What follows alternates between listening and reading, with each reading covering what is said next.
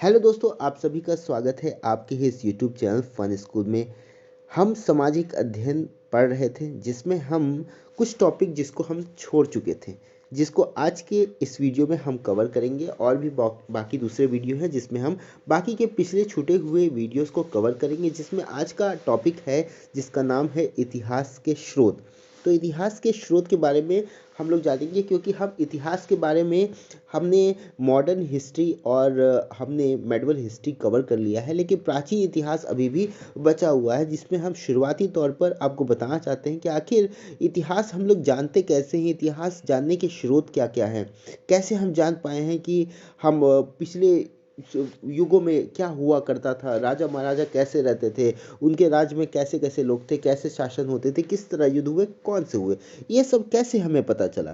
तो इतिहास को जानने के लिए कई तरह के स्रोत होते हैं, जिनको तीन भागों में बांटा गया है।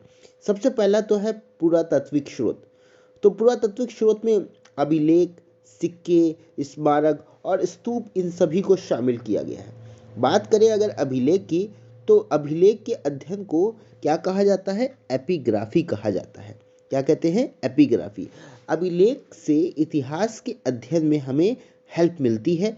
और अगर हम प्रमुख अभिलेख की बात करें, तो प्रयाग प्रशस्ति है, जो कि समुद्रगुप्त के समय मिला था। नासिक अभिलेख, जो कि गौतमी बलश्री को के समय हुआ था। एहोल एहोल पुलकेशी द्वितीय के समय मिला था। हाथी गुफा, जो कि खारवेल के समय मिला था। जूनागढ़, जो कि रुद्रदामन के समय मिला था। मंदसौर, जो कि यशोवरण के समय मिला था। ग्वालियर, जो कि खोज भोज परमार के समय हुआ था, इस समय ग्वालियर में। उसके बाद सिक्कों से भी कुछ पुरातात्विक स्रोत है जिससे इतिहास का पता चलता है। जैसे सिक्के का अध्ययन को हम कहते हैं न्यूमिस्टिमेटिक। क्या कहते हैं? न्यूमिस्टिमेटिक्स कहते हैं। और अगर हम देखें बहुत पुराने सिक्के, जो कि बहुत प्राचीन सिक्के थे, और उस सिक्के में हिंद यूनान सिक्के, जो पहला स्वर्ण सिक्का था, उसके बाद करशापड़, उसके बाद दिनार, ये सब सिक्कों से हम इतिहास के बारे में पता लगा सकते हैं। उसके बाद स्मारक और स्तूप है। तो स्मारक और स्तूप जो है वो हमारे भारत का स्थापत्य एक भाग है। और प्रमुख स्मारक और स्तूप जैसे कि सांची का स्तूप, सारनाथ का स्तूप, अमरावती स्तूप, हड़प्पा और मोहनजोदाड़ो के नगरीय ढांचों के अवशेष, ये सभी जो मिले हैं, इसके साथ साथ नालंदा नालंदा के अवशेष, ये सब जो मिले हैं, इन सब से भी हम इतिहास के स्रोत को भी जान पाए हैं। ये तो था कि हमारा पुरातात्विक स्रोत थे ये सभी। उसके बाद दूसरा जो चीज़ है, जैसे कि हमने आपको बताया कि इसको तीन भागों में बांटा गया है उसको जानने की। दूसरा है साहित्यिक स्रोत। तो देखिए, पुराने भारतीय जो साहित्य थे उनमें धार्मिक और धर्मेतर साहित्य और में बांटा गया है इसको। जैसे धार्मिक साहित्य की अगर बात करें तो ब्राह्मण साहित्य थे, इसमें ब्राह्मण धर्म से संबंधित साहित्य को शामिल किया जाता है। और कुछ ब्राह्मण साहित्य जैसे कि वेद, वेदांग, उपनिषद, पुराण, स्मृति, ये सब आते हैं। और बौद्ध साहित्य में देखें तो बौद्ध साहित्य के अंतर्गत त्रिपिटक आता है, दीपवंश आता है, महावंश आता है, मिलिंद पन्हु आता है, बुद्ध चरित आता है, ये सभी रचनाएं शामिल इसमें हैं। जैन साहित्य की बात करें तो इसके अंतर्गत आगम आता है, परिशिष्ट आता है, पर्व आता है, कल्पसूत्र आता है, भगवती सूत्र आता है। ये सभी जैन साहित्य को जानने के लिए बहुत ही उपयोगी है, इन सब से हम जान पाए हैं। उसके बाद एक है धर्मेत्र धर्मेतर साहित्य। धर्मेतर साहित्य का संबंध किसी धर्म विशेष से नहीं होता है, किसी धर्म विशेष से इसका कोई संबंध नहीं होता है। इसके अंतर्गत कुछ साहित्य आते हैं, जैसे कि अर्थशास्त्र, जैसे कि इसे कौन लिखा था? कौटिल्य ने लिखा था। उसके बाद अष्टाध्यायी, जो पाणिनि ने लिखा था। राजतरंगिणी, जो कि कल्हड़ ने लिखा था। हर्षचरित, जो कि बाणभट्ट ने लिखा था। ऐसे करके बहुत सारे धर्मेतर साहित्य, जिसका कोई धर्म से साहित्य नहीं है, लेकिन ये बाकी जो उस समय के राज्य थे उसके विकास के लिए ये सभी लिखा गया था, जिसको आगे चल के लोगों ने अपनाना शुरू किया। उसके बाद तीसरा जो चीज़ है, तीसरा जो स्रोत है इतिहास का पता लगने का, तीसरा स्रोत है वो है विदेशी विवरण।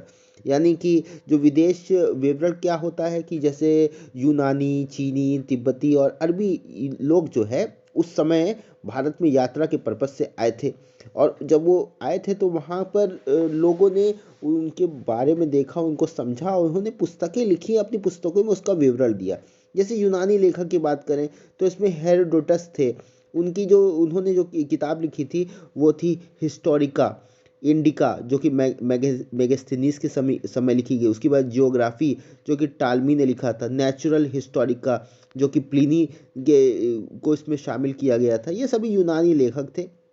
टॉलमी थे, मेगास्थनीज और प्लिनी, ये सभी जो थे यूनानी लेखक थे। इन्होंने अपनी अपनी किताबों से हमें जो विवरण दिया है वो हमें इतिहास के स्रोत को बताता है। उसके बाद चीनी और तिब्बती लेखक भी आए थे। चीनी यात्रियों के में आते हैं फाइयान जो कि फोक्योकी, उन्होंने अपनी लेख लिखी थी। उसके बाद हियन सांग थे, उन्होंने अपनी लेख लिखी थी। सियुकी, इन्होंने कुछ इसी तरह कृतियाँ लिखी हैं जिससे कि हमें ज्ञात हुआ है कि उस समय ये आए थे भारत में यात्रा करने के लिए।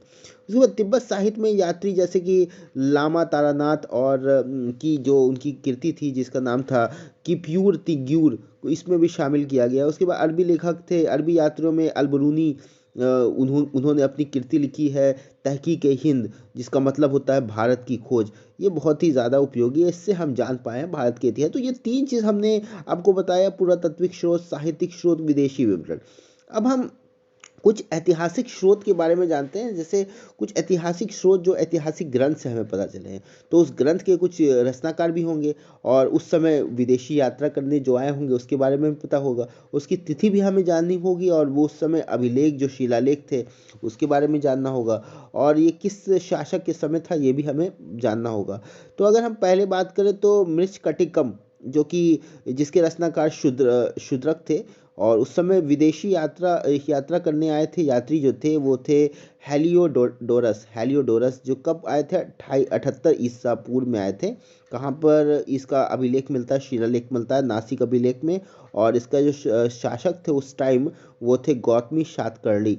उसके बाद अर्थशास्त्र की बात करें तो अर्थशास्त्र जैसे कि मैंने आपको बताया कौटिल्य, और उससे विदेश यात्रा करने आए थे मेगास्थनीज।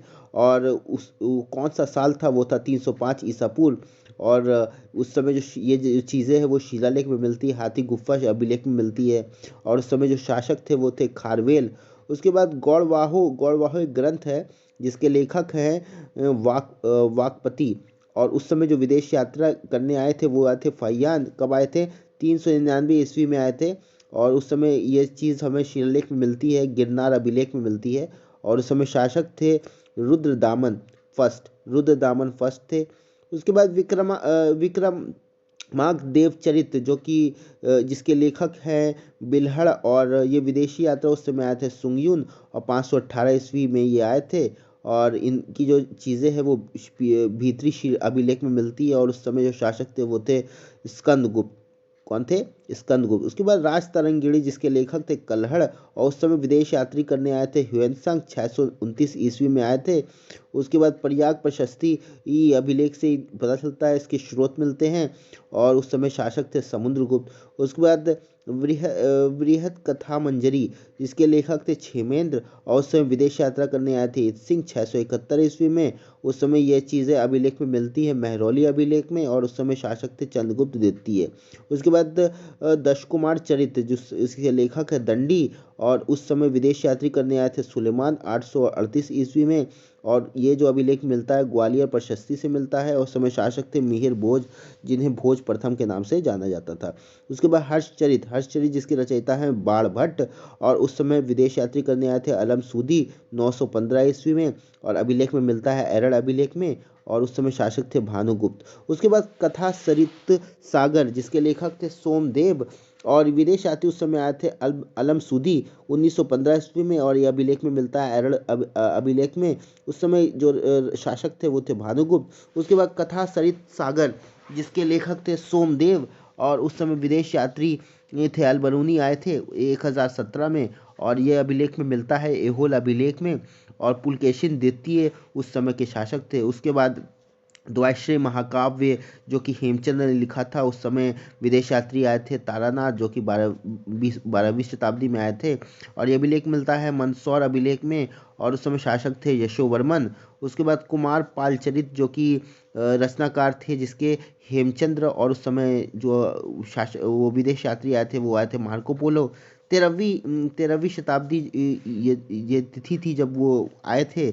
उसके बाद ये अभिलेख में मिलता है देवपाड़ा अभिलेख में, और उस समय शासक थे विजय सेन। तो ये चीज़ें जो थी जिससे हमें पता चलता है कि उस समय कौन कौन से शासक थे, उस समय क्या क्या कार्य हुए। तो ये हमारे इतिहास के स्रोत हैं। तो आपने आज के इस वीडियो में इतिहास के ये सभी स्रोतों के बारे में जाना, किस तरह हम जान पाए हैं अपने इतिहास को। तो आशा है कि आपको ये वीडियो पसंद आया होगा। अगर आपको ये वीडियो पसंद आता है तो इस वीडियो को लाइक कीजिएगा, अपने दोस्तों के साथ शेयर कीजिएगा। मैं हूँ आपको दोस्त फरफाज अहमद, मिलूंगा अगले वीडियो के साथ। तब तक के लिए अपना बहुत ख्याल रखिएगा। जय हिंद, वंदे मातरम।